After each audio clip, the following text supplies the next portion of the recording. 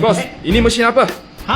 Ini mesin kan memang untuk orang yang new starter nak belajar detailing dia pakai. Ini panggil RSC 1250 Coursera bang.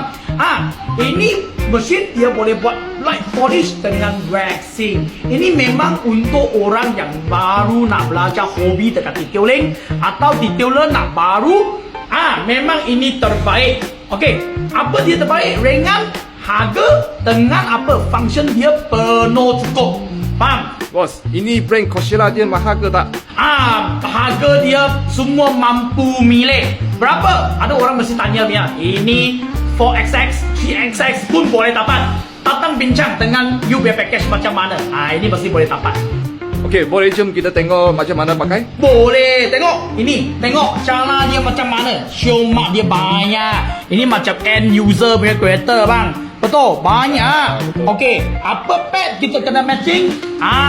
Kita biasa pakai polishing pad medium. Ini untuk new starter dengan apa? Furi 2.0. Ini mesti nak pakai. Okey, jom kita tengok job dia macam mana dekat sini bang. Baik. Compound tak banyak-banyak, biasa. Speed ini boleh adjust. Tengok, sini boleh adjust speed lagi. Banyak baik bang. Okey. Baik sangat. Okey, jom kita buka kan compound. Kita kasih dia jalan. Buka tempat nak polish. Buka dulu. Okey, layan bang. Speed sampai 3-4 pun boleh bang. Banyak je. Okey, sekarang sudah baik. Okey, kita jom kita tengok result dia macam mana. Air banyak. Okey, lepas tu kita lap pakai kain. Satu sekali lagi kita masuk dengan IPA bang.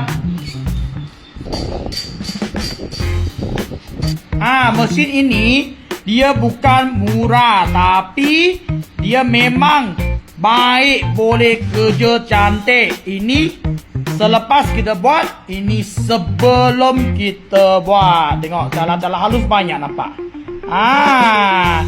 RSC 1250 ni memang untuk orang apa? Orang yang mula tak belajar detailing dengan orang yang waxing dekat rumah. Memang ngam. Barang baik, jangan terlepas handsome. Tadi sudah tengok barang polisher yang terbaik RSC 1250. Jom sekarang kita tengok package dia macam mana bang. Okey, sekarang package dia kita kasih mesin sebiji dengan light cutting U-pad 1, orange span polishing 1, dengan Furi 1.0, dengan lagi Furi 2.0. Package ini okey, biasa dia 6XX.